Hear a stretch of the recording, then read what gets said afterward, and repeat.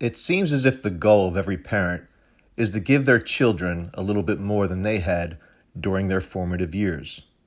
Perhaps that little bit more includes a better education, a more affluent lifestyle, more vacations, or better opportunities.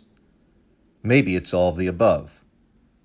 As a father, I know that I subscribe to such hopes and aspirations for my children, and driven, perhaps even cursed by my unconditional love, it never quite seems to be enough. Could I have done better? Can I do better? How did my dad make it work? I was raised in the Parkside Edison part of town, not far from my high school alma mater, Archbishop Curley. The area isn't quite what it used to be. Some might label it a cesspool of crime and urban decay today, yet it remains the home of treasured childhood memories, and for that reason, it will forever be a special place for me. Looking back, I suppose we didn't really have much, but we had what we needed. You could say that we were content with what we had and not absorbed with having what we wanted. There's a difference. My pop was always an authority figure for me. He didn't rule with a heavy hand, but instead led by example. I looked up to him then. I still do. Dad wasn't a scholar, but even the most brilliant collegiate professor would aspire to possess his wisdom, those simple morsels of clarity that, when spoken, cut right to the chase, providing solutions. I remember when Dad bought my first hockey stick, replacing the old worn-out broomstick that I used to man the goal in the back alley during our roller hockey games. The basketball hoop in my backyard with the red, white, and blue nylon that produced a wicked swoosh sound when the ball struck nothing but net. My first pair of Adidas sneakers that were really intended to be his, yet seeing my attraction to them, he happily passed the shoes along. Dad was always there to play catch. Take me, my uncle, and grandfather to an Orioles game. The blue box seats just behind the O's dugout that in those days cost a whopping $5 a piece. We catch the number 22 bus to avoid dealing with the horrific parking issues around Memorial Stadium. It became part of the ritual, part of the moment. It became our tradition.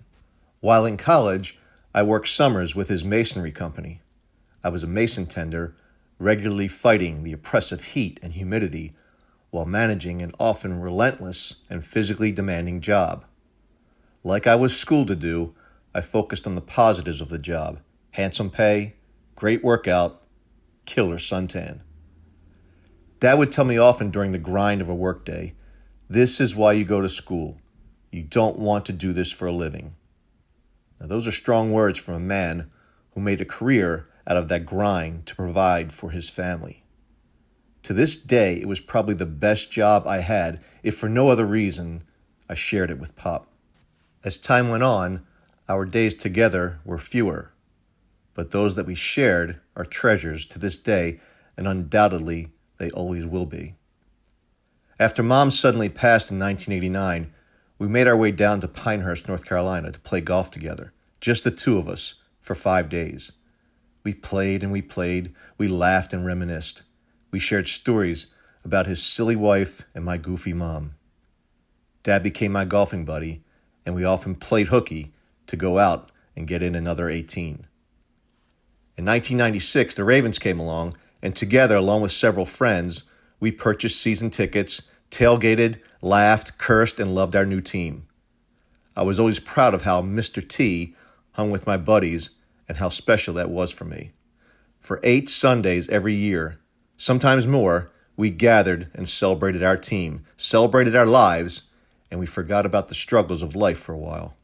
The Ravens were like our oasis, our 300-yard par 4 with big greens, trouble-free bunkers, and flat, forgiving greens with big, fat, miniature golf-like cups. Our team galvanized the community, and for 3 hours on a Sunday, we were all brothers in arms, drenched in a blanket of purple. To this very day, the most heartwarming story I've heard as it relates to the Ravens came to me via email from one of our site visitors who shared a story about him and his dad. The two were estranged and had not spoken for years because of some silly argument that ended with both digging their heels in the proverbial sand.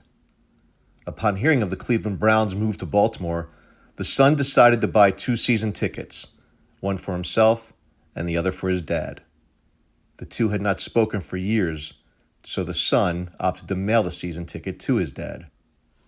On that inaugural opening day in 1996, the son went to his seat alone, not knowing if his dad had received his season ticket.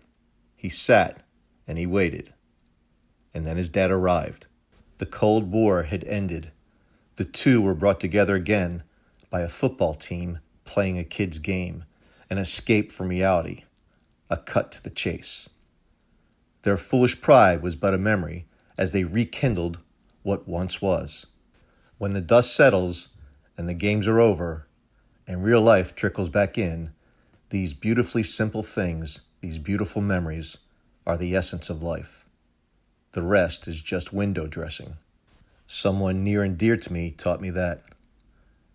If you have a story about your dad that you'd like to share with the world, please send it along to TL@ThumbsUp247.com, and I'll pledge to post this annually. Make it a thumbs up tradition. Tradition never graduates. To all dads, those here and those on the other side, happy Father's Day.